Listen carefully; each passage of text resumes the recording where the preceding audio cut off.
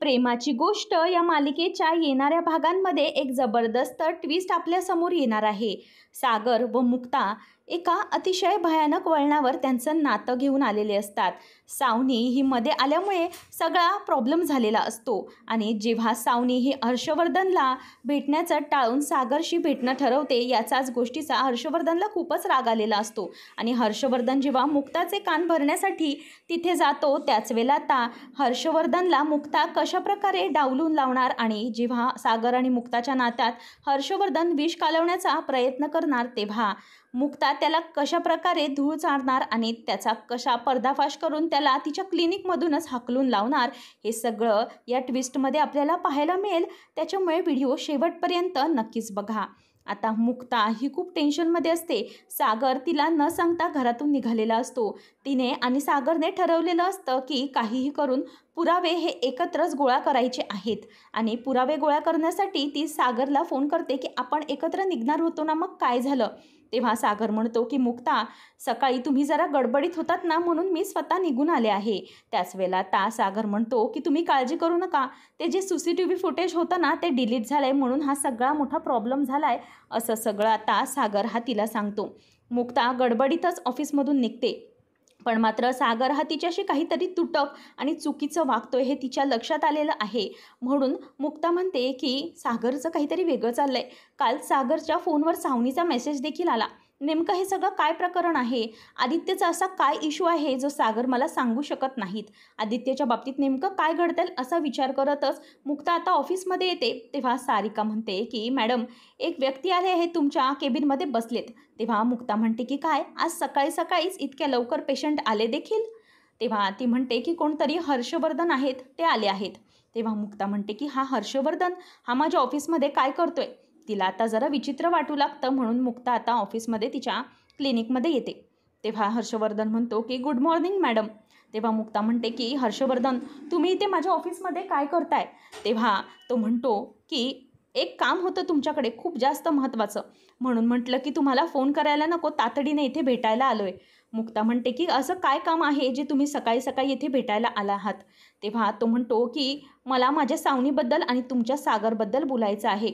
मुक्ता म्हणते की म्हणजे काय, नेमकं कशाबद्दल बोलताय? तेव्हा तो म्हणतो की तुमचा जो सागर आहे ना, तुमच्या हातून आता निस्तट चाललाय, एवढं लक्षात ठेवा। मुक्ता म्हणते की तुम्हाला जे काही सांगायचे ते सरळ सरळ सांगा, उगीचच गोष्टी फिरवून सांगू नका। तेव्हा तो म्हणतो की एक सांगायचं म्हणजे की तुमचा नवरा आणि माझी बायको हे दोघेजणही, म्हणजेच माझी होणारी बायको, हे दोघेजणही आता भेटत आहेत आणि काहीतरी कारण नक्कीच आहे जे दोघं एकमेकांना भेटत आहेत। हल्ली सागर हा माझ्या घरीच पडून असतो, प्रत्येक वेळेला तो मला सावनीसोबत दिसतो, हे मला अजिबातच आवडत नाही, म्हणूनच मी तुम्हाला सावध करायला आलोय। जर सागरने तुम्हाला काहीच सांगितलं नसेल तर मी आत्ताच सांगतोय। तेव्हा मग आता लगेच ती म्हणते की आदित्यवरून काहीतरी विषय सुरू आहे, म्हणून तुम्ही काहीही काळजी करू नका। एक गोष्ट म्हणजे माझ्या नवऱ्यावर पूर्ण विश्वास आहे आणि तो काही करेल ते त्याची मर्जी आहे आणि आदित्यबद्दल तर मी काहीही चुकीचं ऐकून घेणार नाही। आदित्यचं जर काही ते दोघं फ्युचरचा विचार करत असतील तर मी त्याबद्दल काहीच बोलू शकत नाही। तुम्ही माझ्या ऑफिसमधून निघालात तरीच चालेल। तेव्हा आता हर्षवर्धन हा गपचूप तिथून निघून जातो आणि नंतर आता मिहीर हा गाडीचा पाठलाग करत असताना त्याला गाडीचा नंबर मिळालेला असतो। तीच गोष्ट आता मिहीर हा मुक्ताला कळवतो आणि ती गोष्ट कळवल्यानंतर मुक्ता ही खुश होते, कारण काही झालं तरीही तिला माधवीचा जो गुन्हेगार आहे तो सापडणार असतो। नंतर आता सावनी आणि सागर हे दोघेही एका वकिलाला भेटतात आणि वकिलाशी सगळी केस डिस्कस करून घेतात। ते म्हणतात की सर, आता आम्हाला या सगळ्या गोष्टीतून बाहेर काढा, माझा मुलगाच यामध्ये फसलाय आणि तो खरंच गिल्टी नाही आहे। त्याच्याकडे ज्यांनी गाडी दिली ते खरं तर लोक चुकीचे आहेत, पण तुम्ही प्लीज त्यांना बाहेर काढा आणि माझी बायको आणि मुलगा याच्यात फसता कामा नये। त्यानंतर तितक्यातच मुक्ता ही सागरला फोन करते आणि सागरला फोन करून ती सांगते की मिहीरने त्या गाडीचा पत्ता शोधून काढला आहे आणि गाडीचं सगळं काम ज्या माणसाने केलं आहे आणि ज्या माणसाने गाडी ठोकली ते सगळी माहिती बहुतेक मिहीरला मिळाली। आता हे ऐकल्यानंतर सागरला तर खूपच मोठा धक्का बसलेला असतो। सावनी म्हणते की काय, गाडी मिळाली म्हणजे नेमकं काय झालं? तेव्हा आता लगेच पुढे सागर म्हणतो की मुक्ताचा फोन आलाय, तिला काहीतरी या बाबतीत लीड मिळाली आहे। आता हे ऐकून मात्र सागर म्हणतो की घाबरू नकोस सावनी, मी बघतो सगळं। तितक्यात तिथे आदित्य येतो आणि आदित्य आल्याबरोबर आदित्य सागरकडे येऊन रडायला लागतो आणि म्हणतो की पप्पा, माझं नाव समजलंय का पोलिसांना? त्यांना कळलंय का की मीच काही केलंय वगैरे? मला खरंच खूप भीती वाटत आहे. त्याच वेळेला आता इथे लगेचच पुढे सागर बोलून दाखवतो की नाही बाळा, अजिबात घाबरू नकोस, मी आहे ना तुझ्यासोबत, असं काही होणार नाहीये. जर हवं झालं तर मग मी मुक्ताईला समजवेन. त्या असं काही पाऊल तुझ्या विरोधात उचलणार नाहीत, मला माहिती आहे. त्या कधीही तुझ्याबाबत चुकीचा विचार करू शकणार नाहीत. तुला त्या कधी जेलमध्ये पाठवणार नाहीत, मला माहिती आहे ना. असं म्हणून आता सागर हा घरी जायला निघतो. मुक्ताला तो भेटतो आणि मुक्ता म्हणते की नाही, मिहीरला काहीतरी दुसरीच बातमी मिळाली होती. मिहीर काहीतरी दुसरंच सांगत होता. ती गाडी होती ती तशाच मॉडर्नची सेम कार होती, पण ती गाडी नव्हती. इथे आदित्य खूपच घाबरलेला असतो. स्कूलमधून आल्यानंतर त्याला अचानक आजारी पडायला झालेलं असतं. खूपच उलट्या वगैरे होत असतात आणि तो खूप घाबरलेला असतो. तेव्हा सावनी म्हणते की अजिबात घाबरू नकोस, सगळं काही व्यवस्थित होईल. तुला पप्पाने प्रॉमिस केलं ना की तो तुझ्या बाबतीत काही चुकीचं घडू देणार नाही, तर तो खरंच काही चुकीचं नाही घडू देणार. तू कसलीही काळजी करू नकोस. असं सगळं आता सावनी बोलून दाखवते. आणि त्यानंतर मग आता आदित्य म्हणतो की मला ना मम्मा कुठेतरी बाहेर जायचं आहे 2 दिवस, प्लीज आपण कुठेतरी बाहेर जाऊया का? तेव्हा सावनी म्हणते की हो जाऊया, तू तुझ्या सागर पप्पाला सांग, ते तू आणि सई आपण 4 जण जाऊया फिरायला. तेव्हा सागर आता घरी आलेला असतो. त्याच वेळेला आदित्य हा त्याला फोन करतो. आदित्य म्हणतो की पप्पा, मला जरा तुमच्याशी महत्त्वाचं बोलायचं आहे, मला बरं वाटत नाही आहे. तेव्हा सागर म्हणतो की बेटा काय झालं, तुला कसला त्रास होतो आहे? तू अजिबात घाबरू नकोस, मी मुक्ताईशी बोलणार आहे, अजिबात काळजी करू नकोस. तेव्हा तो म्हणतो की प्लीज तिला तुम्ही सईसारखं मुक्ताई बोलू नका. ती मुक्ता आहे ना, तर तिला मुक्ताच राहू दे आणि मी तिला दुसरं काही बोलू शकत नाही. मला तुमच्याशी जरा एक महत्त्वाच्या विषयावर बोलायचं आहे.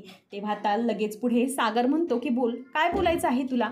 तेव्हा आदित्य सांगतो की बाबा प्लीज आपण 2 दिवस कुठे बाहेर फिरायला जाऊ शकतो का, जेणेकरून मला या सगळ्या मूडमधून बाहेर पडता येईल. मला खरंच खूप कंटाळा आला या सगळ्याचा. तेव्हा सागर म्हणतो की बाळा तुला बरं वाटत नाही ना? तेव्हा आदित्य म्हणतो की पप्पा मला गेल्यावर बरं वाटेल. नंतर आता सागर म्हणतो की फक्त एकच गोष्ट, आपण 4घंच जायचं आहे आणि सईला सोबत घ्यायची आहे. तर सईचं नाव घेतल्यावर सागरला टेन्शन येऊ लागतं, कारण मुक्ताशिवाय तर सई कुठेच जाणार नसते. मग आता सागर तीच गोष्ट मुक्ताला सांगतो. तो म्हणतो की आपण बाहेर पिकनिकसाठी जाऊया, खरंच या दिवसामध्ये खूप कंटाळा आलेला आहे. तेव्हा मुक्ता म्हणते की चालेल जाऊया, आपण सगळेजण खूप मजा करेल. इनफॅक्ट मी तर म्हणते की आईला नको सध्या, पण आपण आपल्या घरातल्यांबरोबर जर जाऊ शकतो, सई पण खुश होईल. आणि आता सईला घेऊन मुक्ता येते आणि म्हणते की बाबा बघ काय सांगतायत.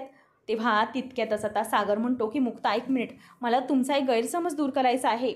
आपल्याला जायचं आहे ते सईला घेऊन, पण तुम्हाला नाही यायचं आहे, कारण सावनी आणि आदित्यला घेऊन जायचं आहे. आदित्यची अशी इच्छा आहे की सावनी आणि आपण सगळेजण पिकनिकला जावे, फक्त तुम्ही नाही. हे ऐकल्यावरती आता मुक्ताला खूपच राग आलेला असतो. आता मुक्ता ही सागरकडे चेहरा पाडून बघते आणि म्हणते की ठीक आहे, वाटल्यास तर मी सईला कन्व्हिन्स करते, तुम्हाला जायचं असेल तर तुम्ही जाऊ शकता. आता मुक्ता जेव्हा सईला पिकनिकबद्दल सांगणार, तेव्हा सई ही मुक्ताशिवाय सावनीबरोबर पिकनिकला जायला तयार होणार का? आणि त्यानंतर आदित्य आणि सावनीचा हा प्लॅन वर्क होणार की पुन्हा सागर हा प्लॅन फ्लॉप करणार, हे सगळं पाहणं रंजकतेचं ठरणार आहे. अशाच मालिकांचे अपडेट जाणून घेण्यासाठी आजच आपल्या चॅनेलला सबस्क्राईब नक्की करा.